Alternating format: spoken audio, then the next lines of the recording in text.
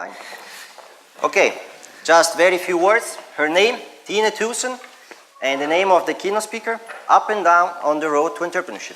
The stage is yours. Give her applause.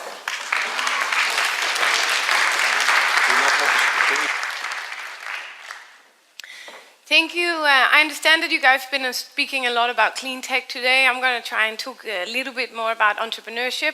And the reason for that is that there are a lot of rules that are the same. It doesn't really matter whether you're starting a clean tech company or whether you're starting a milk production company or whatever you're doing.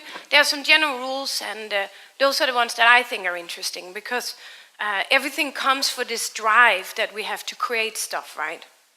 I mean, all of you guys have chosen to come in here on a Saturday where you could have been at home, on the couch, playing Nintendo or watching films or whatever you guys do, I don't know. But you've chosen to go like that one step above and beyond and turn up to something like this because this is a place where you can start learning something and it's a place where you can start doing something. And it's actually that attitude that's essential in creating everything that happens. So, I actually want to start giving all of you guys an applause for even turning up because that is the first step to success.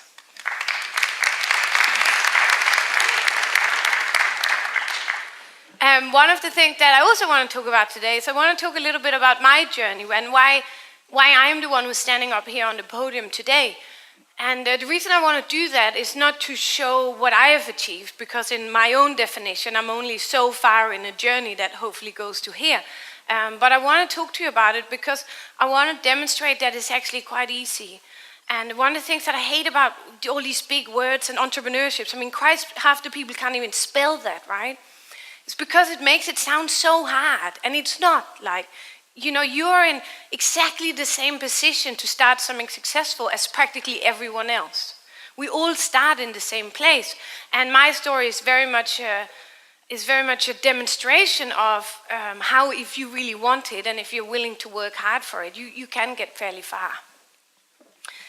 So this is my newest startup now. It's called Everplaces. It's a technology startup where we let you save and share the places that you love. And this is the newest in what I have created, and the reason why I've put in this slide is because 10 days ago we opened for beta, and these are the places where the beta users have already saved places, yeah? So again, this is a demonstration of when you're starting something, if you think big, you can actually get things out pretty fast, pretty quickly. So we're a couple of people, not in a garage, we sit in at Founder's House, the equivalent of a garage, but you can create something that is noticed all over the world in a very short amount of time if you just do it right and if you dare to have the ambitions to do that. These are some of the other things that I've been involved with, and I'm not going to go through them, it's not relevant, it just goes to show that a lot of what I achieve comes from that I am just plainly involved with quite a lot of stuff, right? I just don't sleep very much. And things come from that. But it didn't start there. Like, I didn't start having a startup that was out in 30 countries and stuff like that. I started the same place where a lot of you guys are sitting, and a lot of you are probably already further than I was back then. The place where I started looked a lot more like this.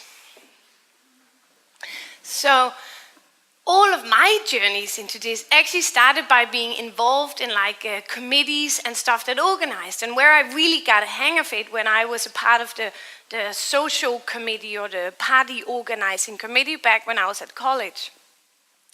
And when I look back at it now, that was actually quite a defining point for what I've learned, because for the first time I needed to be able to manage money. I needed to be able to manage a team, and ultimately, if something fucked up, then it was me who would have to go and apologize to the principal. And being that person, the person that the buck stops with, that's a pretty motivating point, right? That's the first time where you take that step and say, okay, I'm putting myself on the line. This is my name, and I'm willing to take that risk.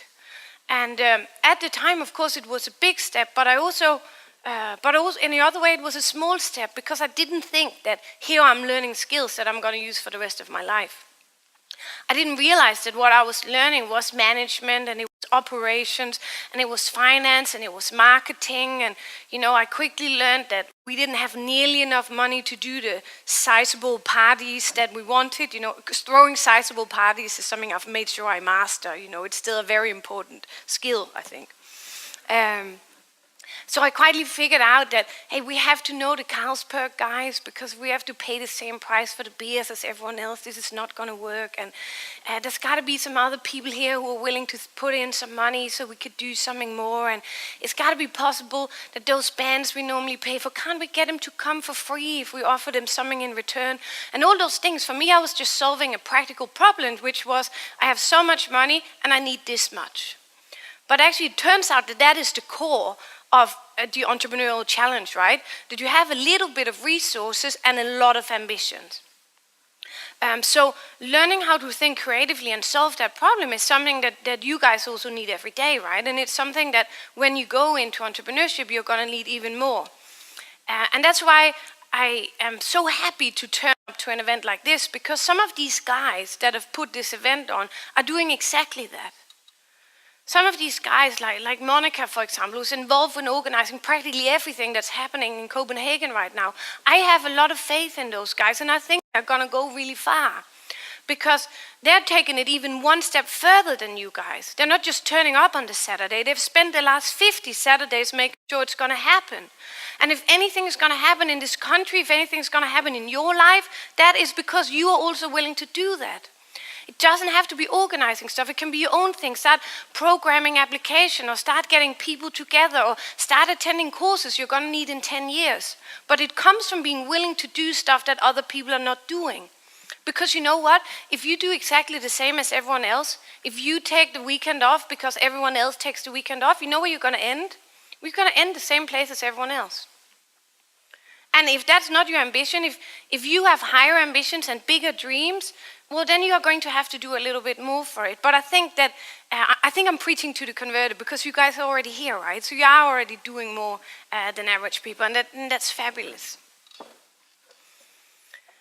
The next step that took me into this whole journey of entrepreneurship was this little boat here. Well, it's not that one, that's the one from the, but it was the equivalent boat to that. See, what happened is when I left college, I went actually to Italy, and then by accident I ended up in England, and even more by accident I ended up in investment banking. And this is pretty funny, right? Because, I mean, you guys are all from DTU, so I'm sure you have lots of skills being an investment banker, but I'm a linguistic student from Aalborg, normal middle class, and at the time I didn't know anything about numbers.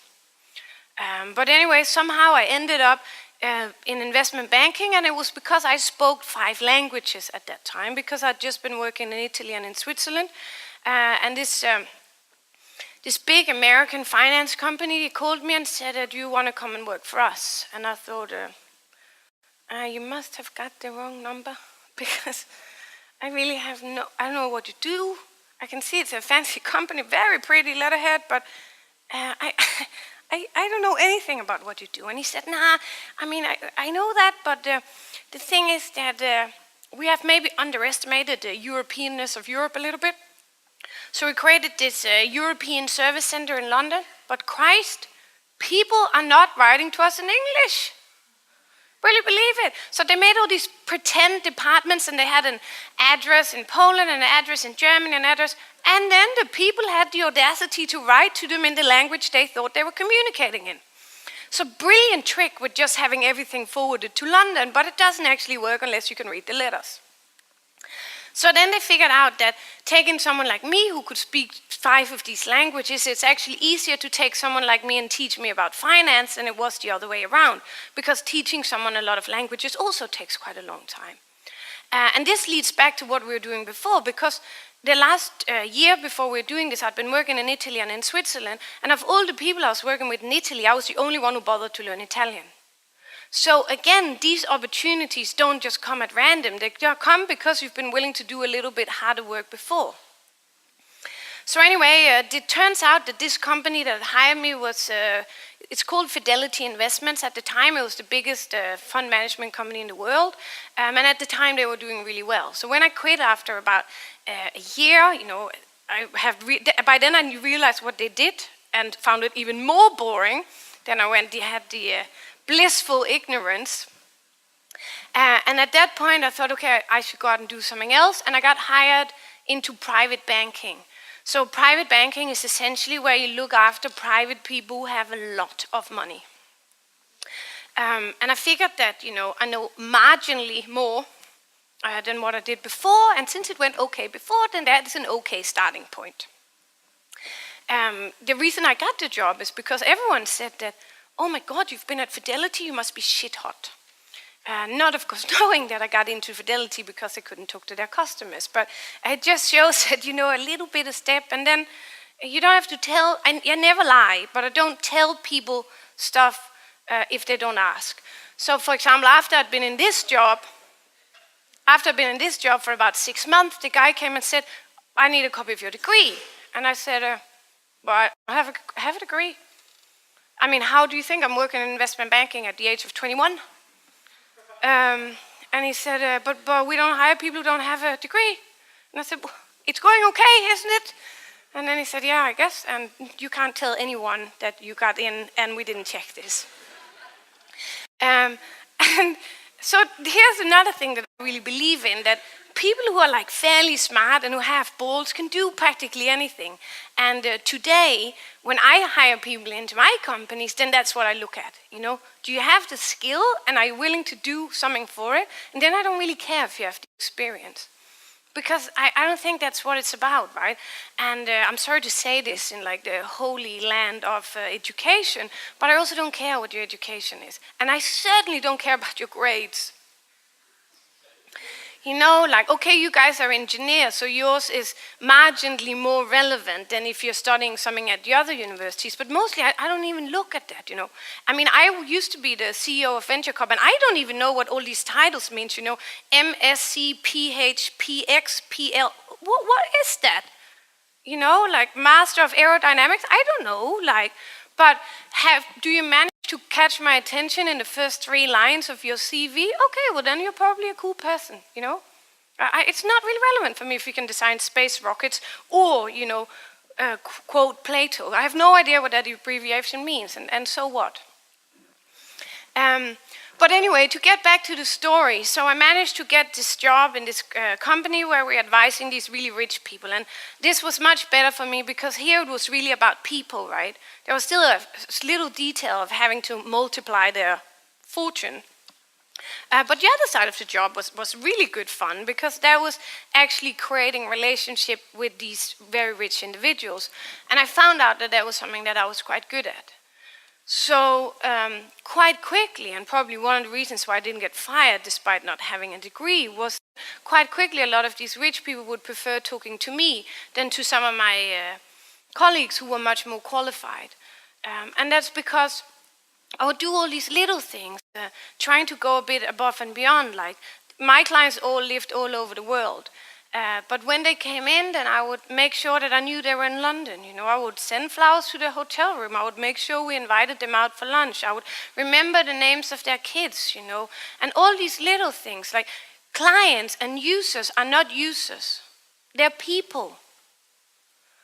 And that is like such a core thing in having being successful in growing your company, is to stop treating people like stats, and trying to see, okay, if I was a person, what would I like here? So I did that, and in the end ended up doing quite well in private banking because of that. By this I knew a little bit about finance, but still I would say probably be questionable whether I should have been the person in charge of all these people's fortunes. But they're clever people, right? So they don't really need my help. And some of them are so clever that one of them bought this little boat. And it's not so little, right? It has a helicopter on the back. And I was sitting and I thought, I'm on the wrong side of this table. Because I may be making about 30% more than most of the people my age group right now. but it doesn't matter if I save up for the rest of my 200 lives. I'm not going to be able to afford that boat. And the thing is, I really like boats. But the point is, that's not me.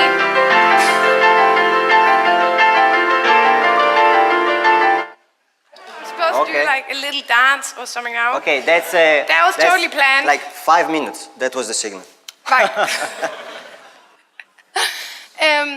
The thing is that I found out that half of these people who had in as client, they had started from scratch, yeah. And what I think is interesting, because I hate boats, so it's not about the boat. What I think is interesting is that one person can create that much in a lifetime that you have the freedom to do something like that. And that is the key word for me. For me, it's about freedom. It's about being able to do what I do when I want to do it, right? I definitely work harder than most people, but it doesn't matter, because to me it's not a job. To me it's like a hobby, you know? It stresses me out insanely if I have a lot of time where I can't work. I hate being out of the loop with what's happening. So I decided that I wanted to learn the skills of becoming an entrepreneur, and then I started doing that. This is my first company. It looks crap, right? But I made the visual design in Excel because I'm a banker, right?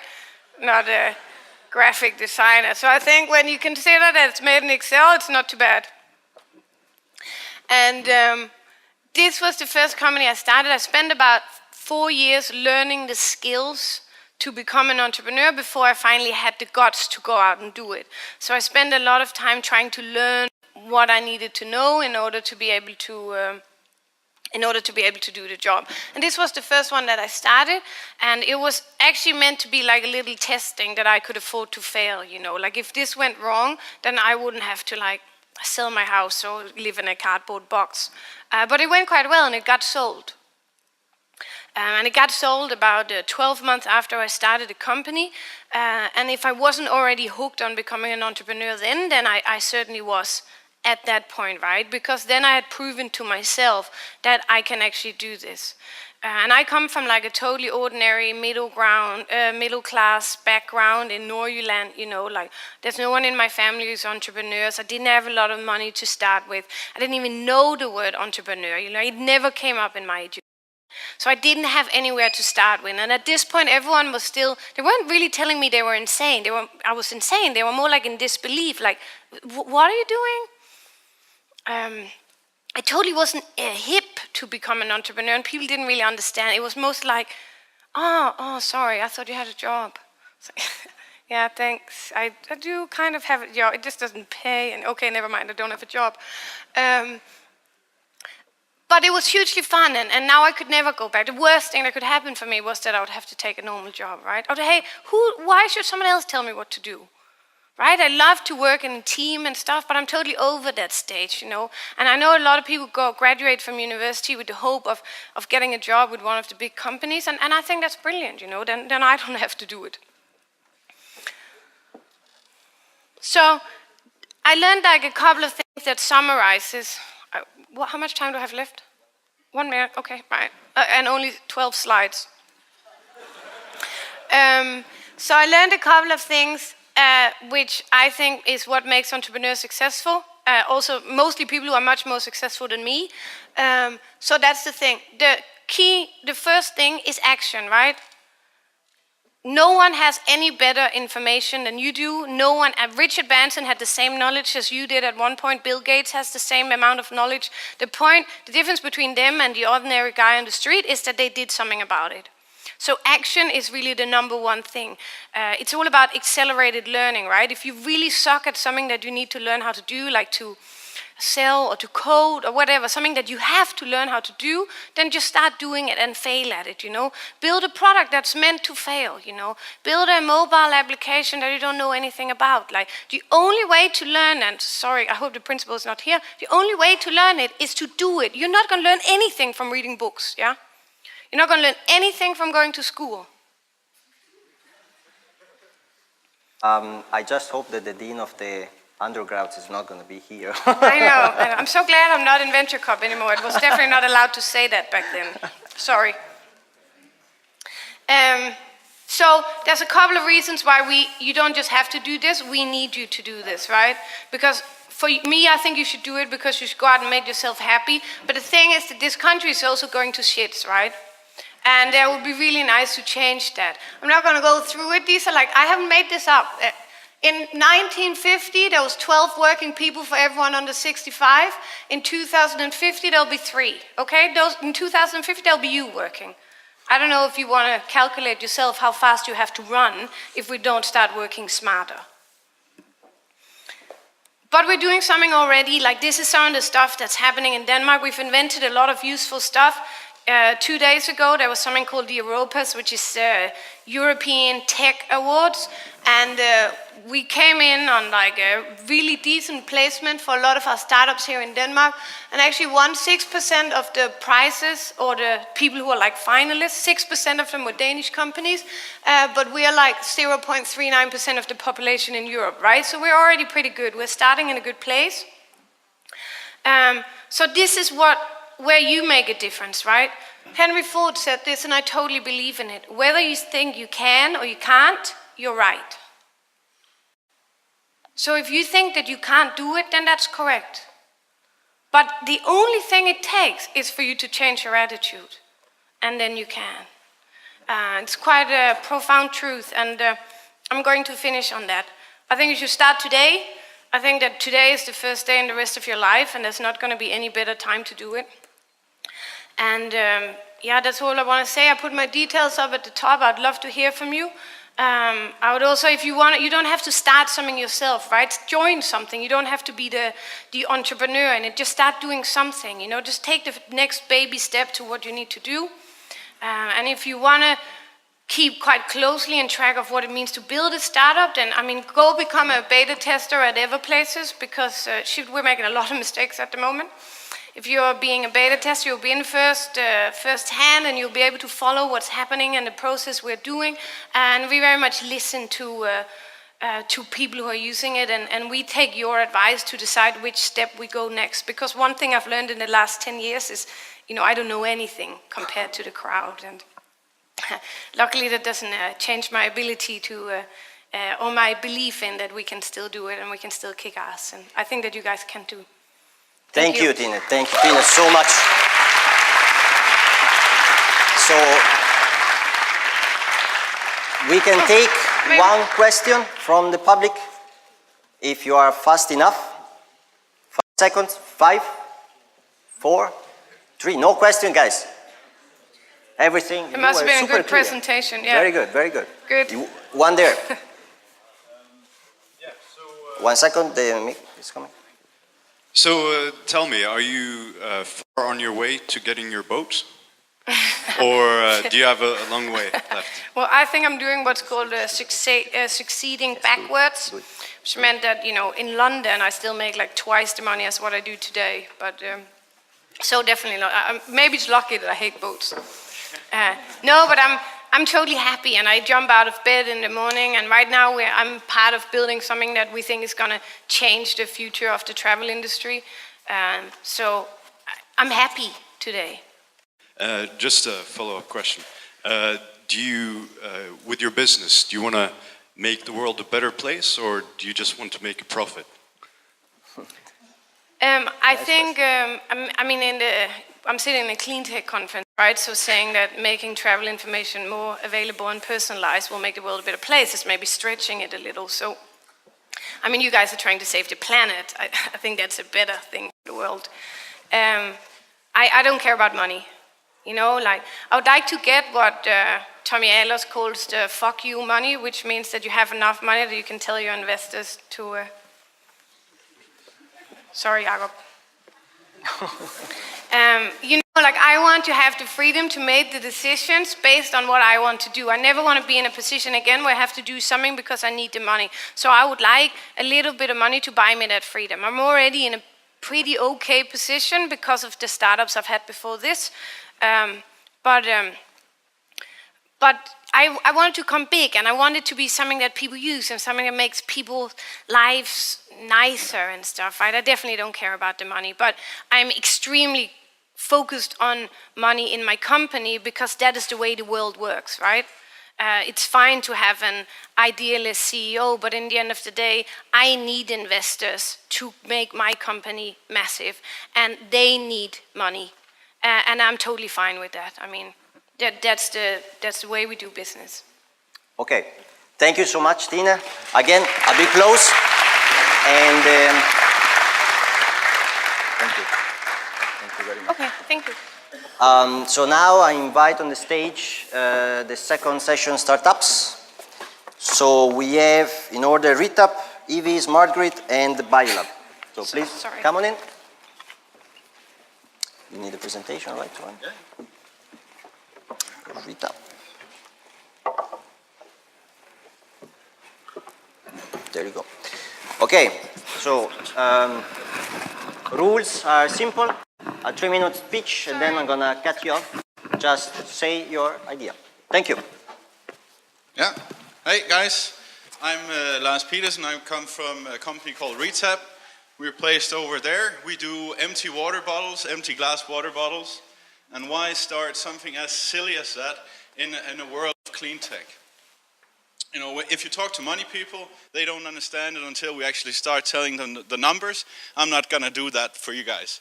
But why did we actually start this? We started because the market situation is absurd.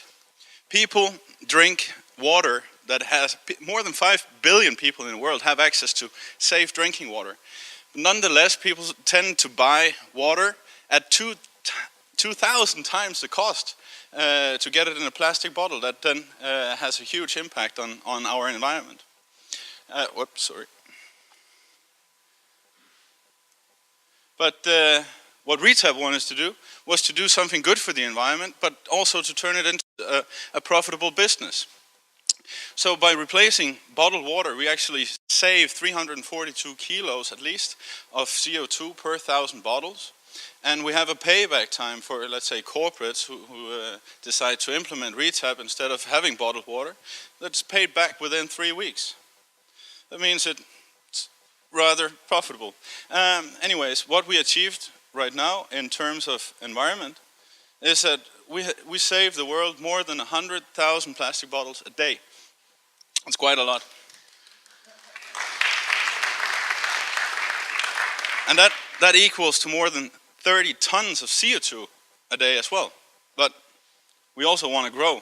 So next year, by this time, we're replacing at least 600,000 plastic bottles a day, saving the world at least 180 tons of CO2 per day.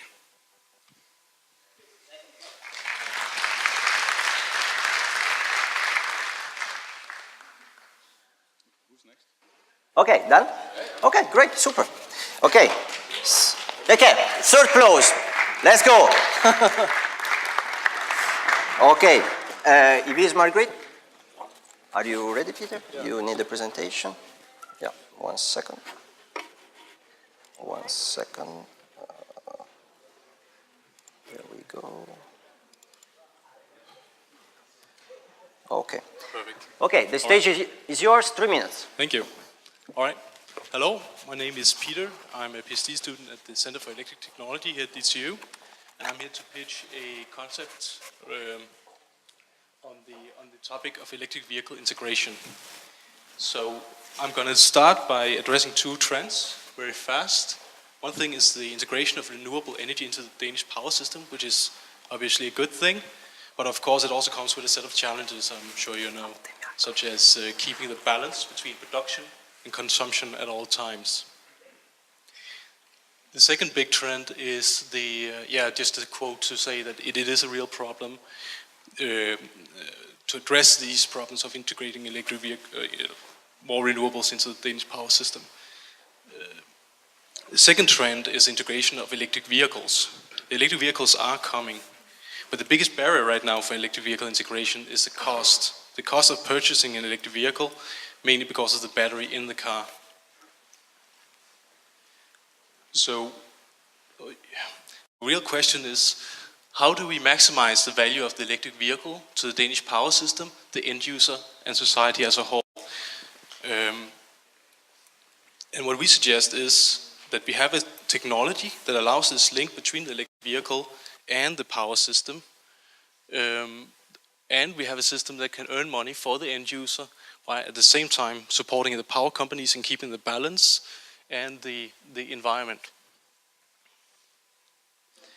And just a picture to show that these technologies actually already exist. Technologies that allows us to communicate to electric vehicles and coordinate their behavior to the state of the power system.